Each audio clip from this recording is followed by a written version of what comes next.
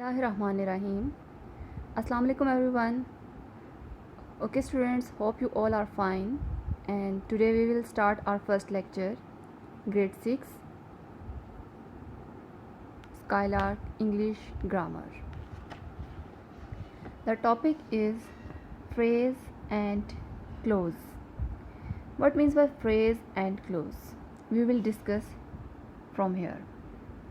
Phrase, a group of, एक ऐसा group which have a particular meaning, जिसका एक ख़ास मीनिंग हो बट लेकिन विदाउट अ वर्ब, लेकिन वर्ब के बगैर. Students, as you know, verb कहते हैं काम को. काम के बिना एक पर्टिकुलर मीनिंग हो, ख़ास मीनिंग हो, is called a phrase. Let's see examples with care by Tariq on table and examples in sentences. Put the eggs on the table. अब कौन काम कर रहा है, किसने एग्स टेबल्स पे रखे हैं, ये हमें नहीं पता चला, लेकिन ये कहा जा रहा है इसमें अंडों को एहतियात के साथ टेबल पे रखो. यानी पर्टिकुलर मीनिंग इसका बताया जा रहा है but without verb. Then next we shall go there in the afternoon. हम वहाँ दोपहर में जाएंगे. The sun rises in the east. सूरज मशरिक से निकलता है. He has a chain of gold. उसके पास एक गोल्ड की चेन है. Similarly clause. What is clause? Clause में basically a group of words, ऐसे लफ्ज़ों का मजमुआ दैट कॉन्टेन्स, जो कि मुश्तमिल होते हैं, अ subject and a predicate is called a clause.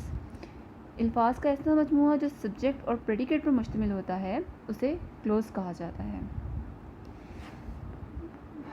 Phrase का मीनिंग है जिसमें वर्ब नहीं होता. क्लोज का मीनिंग है जिसमें प्रेडिकेट या सब्जेक्ट नहीं होता. मीन्स टू से कि किसी काम करने वाले की निशानदेही नहीं की जाती, उसको क्लोज कहा जाता है. क्लोज. क्लोज में आपके पास टू टाइप्स होती हैं, the simple sentence, the simple sentence and the a compound sentence. Simple sentence के simple sentence has just one clause. Every clause has a subject and a predicate. उसमें आपके पास just एक subject होगा. Simple sentence में आपके पास only one subject होगा, जबकि कंपाउंड सेंटेंस में has at least two independent sentences. Therefore a compound sentence has two independent clause. इसमें आपके पास टू सब्जेक्ट्स होते हैं, जैसा कि एग्जांपल है the students closed their books and they started playing. आपको मैं इसको ब्रीफ करने के लिए कुछ एग्जांपल्स की तरफ मूव करती हूँ. ये आपके पास एक्सरसाइज है, ठीक है. फर्स्ट ऑफ ऑल हमने पढ़े फ्रेजेस. फ्रेजेस में आपने जाना कि जिसमें हमारे पास वर्ब नहीं हो उसको हम फ्रेज कहते हैं. एक ऐसा जुमला जिसमें ख़ास मतलब तो हो जिसका, लेकिन जिसमें वर्ब ना हो. जैसे I shall not go to the beach. इसमें फ्रेज़ को अंडरलाइन करने के लिए कहा गया है, underline the phrase in this sentence. First sentence में to the beach is a clause phrase, so आप टू द बीच को अंडरलाइन करेंगे. Next, the earth revolves around the sun. इसमें आपके पास फ्रेज़ है around the sun. They met at that moment. At that moment इसमें आपके पास फ्रेज़ है, सो दैट्स वाई इसको आप अंडरलाइन करेंगे.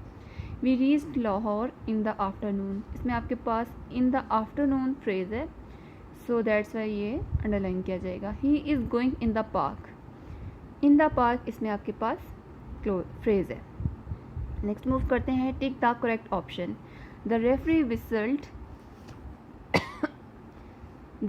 Whistled after I caught the football. आपने बताना है ये कम्प्लेक्स सेंटेंस है या कंपाउंड सेंटेंस है. कंपाउंड सेंटेंस का मैंने जैसे आपको यहाँ पे डिफ़ाइन किया है. कंपाउंड सेंटेंस उसको कहते हैं कि जिसमें आपके पास टू सब्जेक्ट्स हों. यहाँ पे रेफरी एक सब्जेक्ट है and the second subject is I.